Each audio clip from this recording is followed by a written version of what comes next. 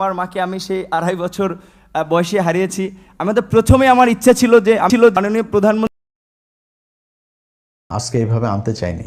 এটা আনার কারণ হচ্ছে ওর কিছু ছোট লোকই গতকালকে সে একটা পোস্ট করেছে, ওই তার ফেসবুকে গিয়ে পোস্টটা পড়ে আসলে তারপরে দেখবেন।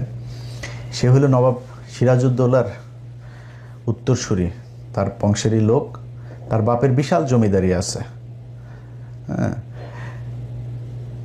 ওর বাপ থাকতে হইলো বাউফলে, সেই কালাইয়া থেকে তারপরে ওইখানে থাকতে পারেনি, চলে গেছে আপনার একদম চরের মধ্যে।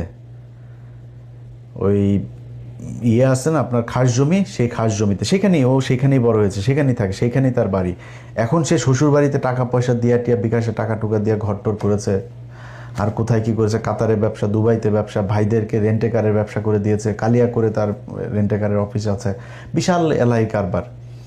তো সে এখন বিশাল আকারের মানে পয়সাওয়ালা এক বাপের বেটা।